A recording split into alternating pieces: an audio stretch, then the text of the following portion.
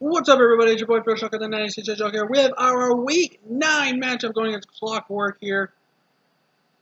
Excuse me, guys. I'm actually trying to eat some food before anything because I got a lot of work to do. But, as we're here facing Clockwork, you guys can hit the like button if you haven't already. Subscribe to join the Phil Shocker crew today because you be really with the king of the crew.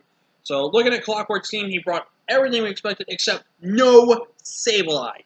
That is huge. No Sableye, which meant there is no prankster shenanigans. There is no stopping my setup. There is no stopping me from Toxic and T-Waving everything on his team. This was massive because without a Dark type, he can't beat Bronzong in my. I mean, he kind of can beat Bronzong, but he can't. Like Cloyster really can't unless it sets up. Latios can't.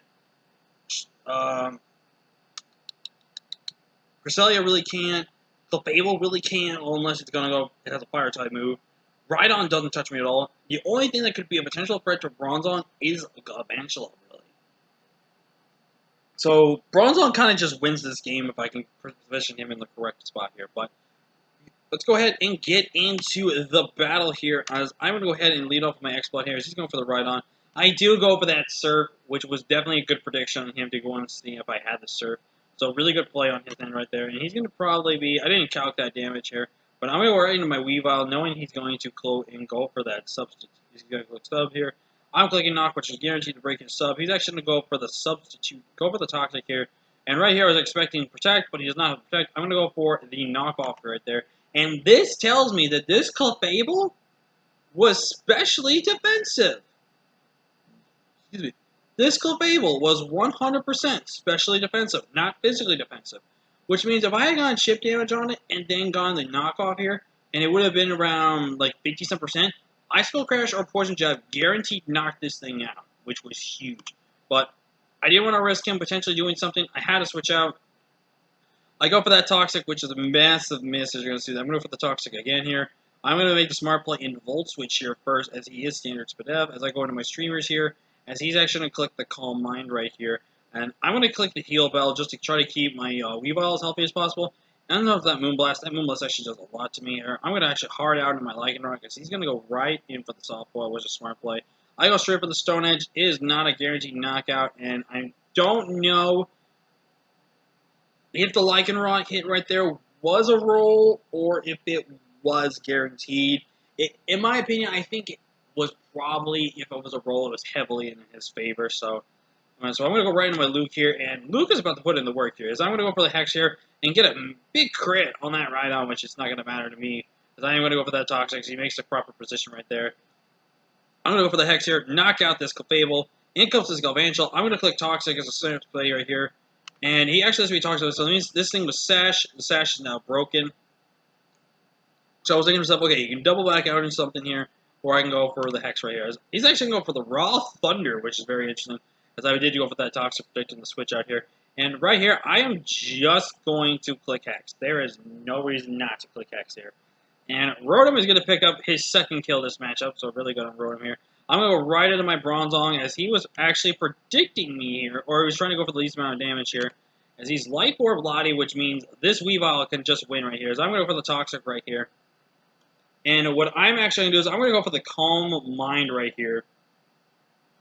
And I'm going to go for, I believe, okay, I do go for a Shadow Ball here, get some big chip damage on the Rhydon here.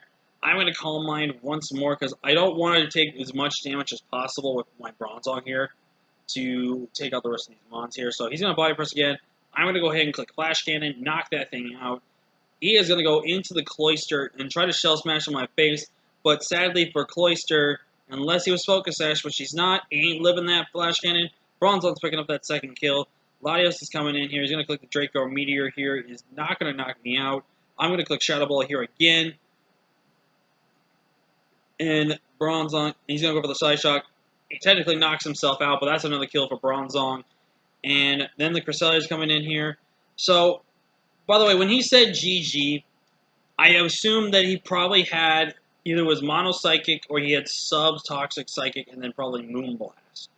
Or he had a recovery item with, like, Moonlight or something. Which probably tells me that he could not beat me. Also, all these Spadef drops you see, they don't matter. Like, Latios died. I was probably going to be able to beat this thing regardless of what we're going to do. But Bronzong did what he had to do, man. He put in the work, picking up technically 4 kills this matchup. Rotom also doing a lot, man. I knew Rotom was going to be really solid this matchup. Like, that's what I'm telling you.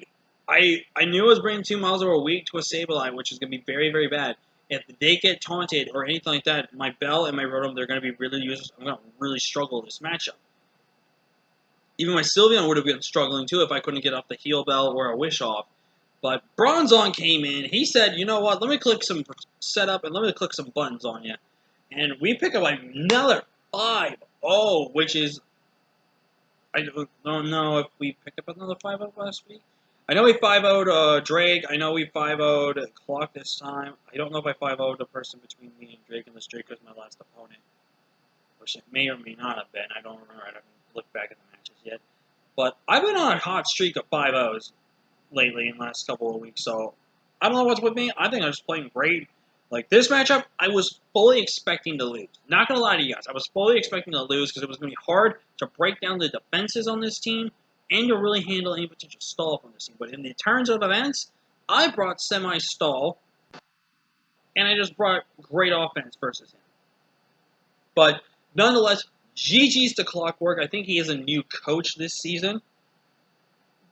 So, really sorry to do him. He is now forced to win 2 of his 3 games to try to make the playoffs. If I win my next 2 games, I'm technically guaranteed playoffs. So, if I do, I make the biggest miracle comeback of my entire Pokemon career right here. I know the GADL was kind of one. This is a bigger one because it's 11 weeks. But we got a lot of opponents still to go through. But that's it for me, guys. Leave a like, comment, share, subscribe. Until next time, guys, I'm Phil Shock and the Hedgehog. I'll see you guys in the next battle. Until next time, guys, peace.